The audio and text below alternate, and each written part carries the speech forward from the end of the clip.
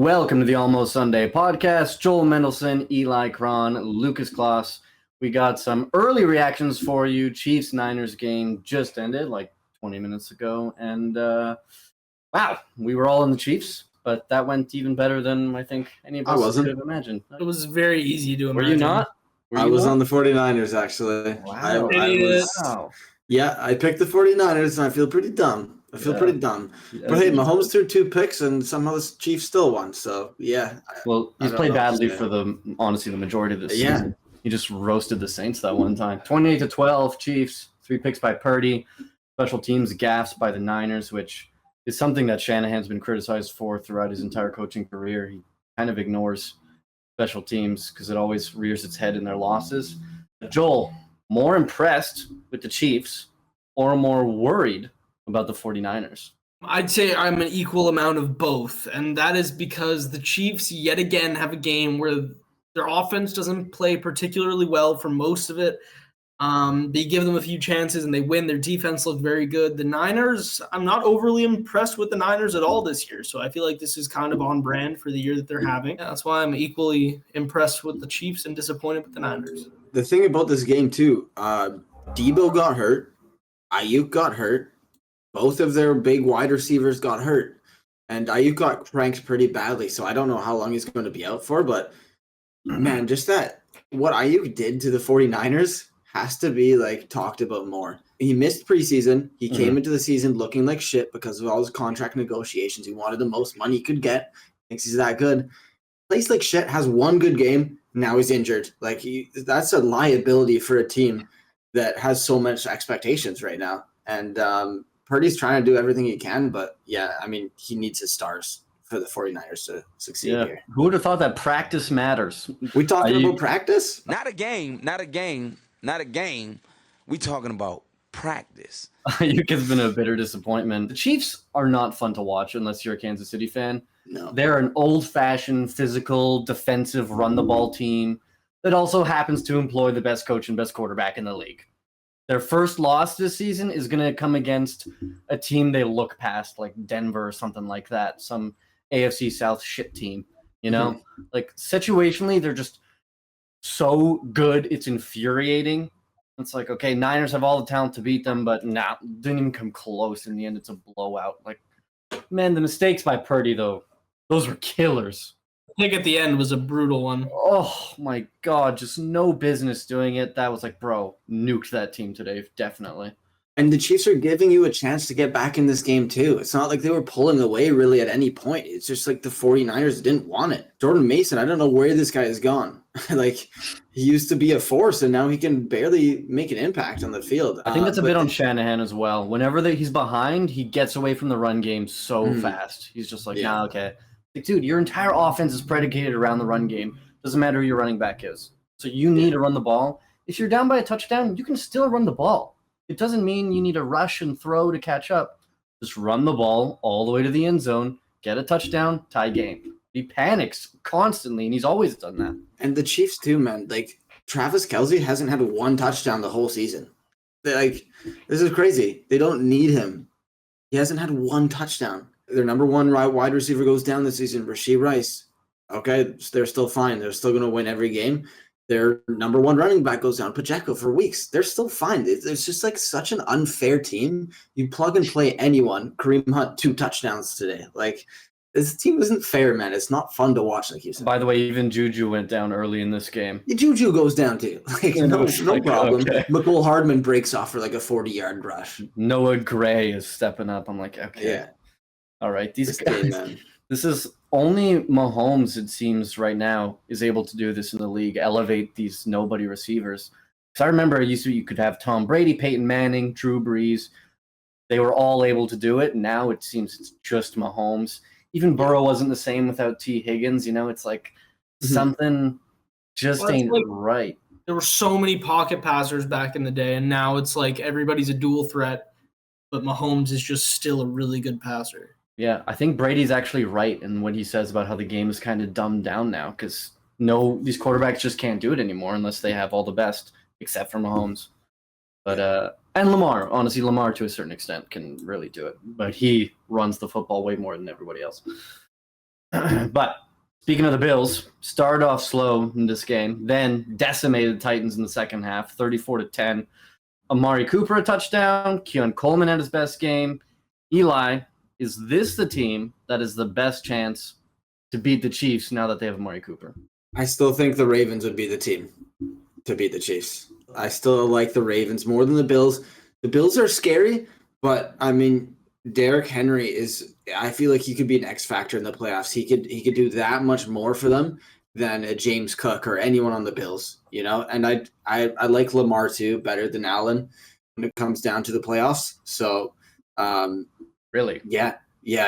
Just for potential wise, like I know Lamar has choked in the playoffs in the past, but just for what he can create and the chemistry he has with Derrick Henry, like that offense is just so dynamic. Like it seems like impossible to beat them right now. They're on such a high. So I would, if I was the Chiefs, I'd rather play the Bills.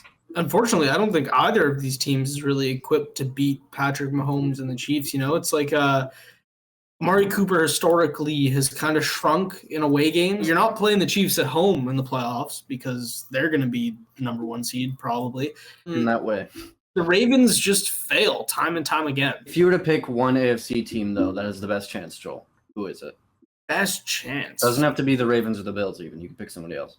I think I'd still even pick the Bengals. They just seem like the only team who's they seem like they're the only team who's not afraid of the Chiefs. They're still going to lose, but that's years ago. They had them this year too. They just got a PI in 4th and 16. Well, the Ravens had them too, except for that touchdown at the end of the game that would have sent it to overtime. Likely's foot was a millimeter.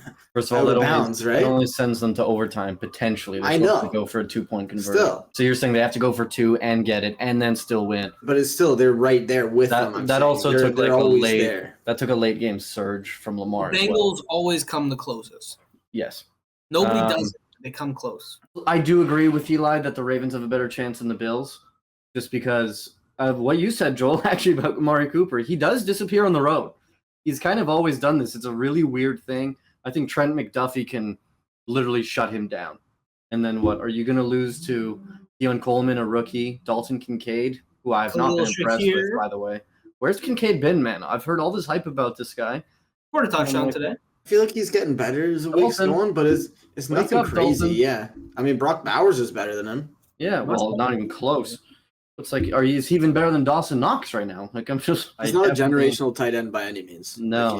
I was expecting a bit better. A lot more. The Bills, they're going to win their division, like I've always said. Never faltered for a second. But, yeah, playoff time, I think I'd still give Texans, Ravens, and Bengals a better shot to beat the Chiefs. You need all the weapons in the world to beat the Chiefs, and you need to distribute. They're going to bog down one guy. Best game of the week easily. Lions beat the Vikings for their first loss of the season, 31-29. He didn't go full pumpkin mode, but Sam Darnold definitely missed some throws today and some reads. Definitely started running too early, escaping from the pocket, felt the pressure of the moment. Goff, on the other hand, 22 for 25, 280, 2 touchdowns. I switched last second to the Vikings in this one because I was worried about all these exotic blitzes by Flores, and Goff historically has been bad. But he was great. Early in the game, it worked in the first quarter. After that, he just torched these blitzes. He was so ready. Threw a gorgeous touchdown pass to Amon-Ra in one of them. They sent the house. He was just – his O-line helps, obviously, because they're the best. But I was really impressed by Goff, so I'll give him his flowers there. Lions, they look damn good. An absolute buzzsaw, and Montgomery got injured in the first quarter there. Guess who steps up? Gibbs has the best game of his career, puts up like 150 total yards, 2 touchdowns. He was electric. He's incredible. Like, some of these jukes he was making makes these defenders look like they're peewee players. They have no chance against him. He's just insane. Watching that game, I was just imagining what that team would look like if Gibbs was that number one. If it wasn't a committee, if Montgomery wasn't there, you could see Gibbs being the best running back in the league. He looked that good and that dominant. I find Gibbs is what people think Bijan's going to be, Yeah. He's so good. He's so agile. He's dynamic. And I find Bijan gets talked about like he should be like that, but Gibbs is actually like that. But no, the Lions were sick today. A couple late game iffy moments, but they managed to weather the storm. A lot of penalties today by both teams. Goff is just fucking dialed in this year, man. He just looks calm, cool, composed, and he's just making the good plays. Easy reads. He's got Amon-Ra everywhere. Raymond was big today also, but I'm confident in the Lions. I'm happy I didn't flip-flop to the Vikings, but it's good stuff. Yeah, it's like 10-0 too. It was like, okay, the Vikings off a bye. They look fresh. They look prepared. And then Gibbs and Goff immediately get them back into the game. And I was like, Gibbs was probably the biggest turning point in that game for them. He was breaking that run. And man, it really does. It's funny because I was literally thinking last week, I was like, man, there's a reason why Gibbs isn't getting all these touches because Montgomery is so damn good. And then I see Gibbs today, and I'm like, why isn't Gibbs getting more touches? Well, he's going to be fresher if he doesn't have to deal with the whole workload. Yeah, those open area moves he was pulling off, the big runs. I was like, dude, this guy is clutching up. Right now. And it's like Laporta last season was a big piece of that offense, like a major piece. He was scoring a lot of touchdowns, making a lot of big chunk plays. It was Goff's big slot receiver in lots of go-to games for like clutch 3rd and 10s. And now he has like maybe 20 yards per game. Like he's fallen off a cliff, and that offense almost seems better, you know? Like it's just they can do anything. They're loaded with talent. They've got Jameson Williams is better now. Tim Patrick, nice little piece for them. Came over from Denver. Oh, patty cakes, huh? It's pretty nice. Lions are fun. They're a lot of fun. Yeah. Packers vs. Texans. Joel called this one. Packers win 24-22 at home. Love, 3 touchdowns, 2 picks, 220 yards. Stroud, 10 completions, 86 yards. I feel like that shows how good the Texans are when your quarterback plays like shit and you're right in it till the end. Their defense, I think 3 turnovers, 2 turnovers. Yeah. Was there a fumble in there as well by somebody? I feel like there was one late in the game. But anyway, the Texans are real. But CJ Stroud definitely does seem to be having a little bit of a sophomore slump going on. Yeah, something is not quite clicking. Like, I get Nico Collins isn't there, but Diggs and Tank, Dell, and Dalton Schultz, more than enough. Especially you have Mixon, too. Something is not right there. Like, they're not reaching their full potential, it seems like. I'm not worried about them because their division's terrible. Mixon looks like he's kind of carrying that Texans offense when he's back. 2 touchdowns today, over 100 yards. Like, he was owning that game. He was giving CJ lots of opportunities to get them back in it. But no, Mixon just took control. That game was a lot closer with him than if they were just with their backup. It also shows you how much play calling matters because I was like, Mixon to the Texans. I was like, this offseason move doesn't mean too much to me. But, man, he's been so much better with the Texans. I'm like, wow. Like, he's carrying them down the field. He's getting touchdowns. He's been so good this year so far. Not a horrible loss for Houston just because of their division being so bad. It just messes with their seeding. Like, have fun going to KC if that happens in the playoffs. Man. Diggs had a scuffle pregame with Jair Alexander. Jair clearly won that battle. I didn't see that coming. When I saw that, I got so worried about the parlay. I was like, oh, no.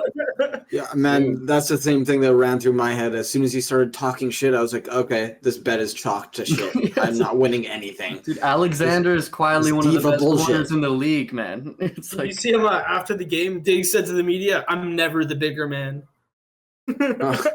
He's bragging about that? Like, no. I think he was just saying, like, I'll always engage kind of deal. Like, Allen must be so happy not to deal with his antics anymore. He clearly is. Amari He's Cooper taking so many shots in postgame and pregame, all that stuff.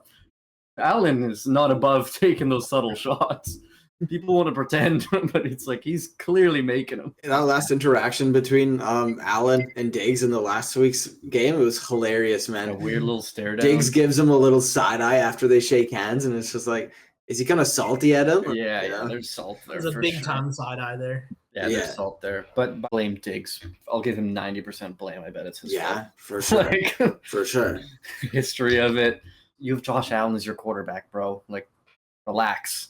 Last one. Eli Seahawks upset the Falcons big time. 34-14 blowout. DK got hurt, but first, 99 yards and a TD. Eli, your little team, off the schneid a little bit there. They ended that losing streak, hey? Yeah, I liked what I saw. They went into Atlanta. Kirko chains his house right there, and they dragged their nuts over him like I said they would.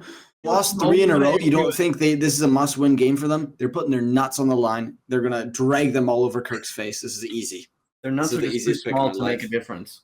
Seahawks are the only one in this parlay that I agree with. It was a classic shit-kicking, a good spot for Gino and the lads to clutch up. And Kenneth Walker, he's continued to be one of the best running backs in the league. He was like a wide receiver on his second touchdown. He caught like a 20-yard bomb from Geno over the shoulder kind of pass there. And it was just like beautiful, man. This guy can receive. He can rush. They have so many weapons on that team. The only thing holding them back is the injuries on their defense, which is a big part for them losing those 3 games there. But when they're fully healthy, they're a tough team to beat. And don't underestimate them. I think that's what the moral of the story is in this game. Yeah, these Seahawks looked like the 3-0 Seahawks and not like the 3-3 Seahawks. They looked like the ones who started the year super hot. They came out the gate well. Their defense played well. Their offense was doing all right. Kenneth Walker was looking elite. Not going to say I wasn't expecting them to cover because I picked them to cover. Not a big deal. I was happy to see it, I think the Falcons maybe playing a little better than they should have to start the year, and the Seahawks were like back down to earth, and now we're evening out. It shocked me, this final score. Like, if you would have told me Seahawks won, I wouldn't have been like overly surprised. I thought the Falcons would win, but Seahawks, very winnable game, especially in the spot they're in. But blow them out that way, that is shocking to me. 34-14, they kicked their ass, and you could kind of tell the tempo of the game early, the way it was swaying. It was like, oh man, Seahawks want this game bad. The defense came to play big time. Big strip sack on Kirk. He got blighted up his nose. They got a scoop and score off that. Yeah. Super impressive. They finally remembered. They're like, wait a minute. We don't just have JSN. We have Kenneth Walker and we have DK Metcalf. Maybe we should actually get them the ball a bit. It's like, yeah, no shit. What the hell were you guys doing the past 3 weeks? Finally, they got back to basics a little bit here. Use your talent. You guys are loaded with talent on offense. Yeah. Bills next week, though. That's gonna be a great one. It's a nice 4:00 game. That's in Seattle too, so that's pretty nice. The Falcons' offense looked like one of the best in the league for these past couple of weeks, though. Like the Kirk, especially in the end of the game, fourth quarter plays, like when it's high tempo, they look dangerous going downfield. You got Mooney who can catch the long ball. You got Drake London who's a superstar, and Seahawks really held them down. If the Seahawks defense plays like that for the majority of the games, they should make the playoffs with how I predicted, but. Injuries are hard to predict, and we'll see what happens. Yeah, Kirk turned the ball over 3 times. I still don't believe the Seahawks are going to make the playoffs, but that's an impressive win. You don't? I mean, San Fran lost tonight, so now they have, I think, 2 games up. They're 2 games up in the division now, the Seahawks. They lost head-to-head to the Niners, though. That's a huge problem. Well, I didn't even think about that. Seahawks are in first in their division right now, though. That's very interesting. Yeah. Cooper Kupp on his way back, though. He didn't play today, but... He coming. Nick Chubb's back. He already got a touchdown. Nick Chubb's a freak. Yeah, he actually looked decent. He did. He looked good. Yeah. He looked good. I was like, why didn't I put this man in a parlay? He's a freak of nature, dude. I don't know how he's back on the field. Bent like 50 different ways, and he's back like a year later, and he's just got a touchdown in his first game back. Who are you? Yeah. That's one of the most gruesome things I've ever seen.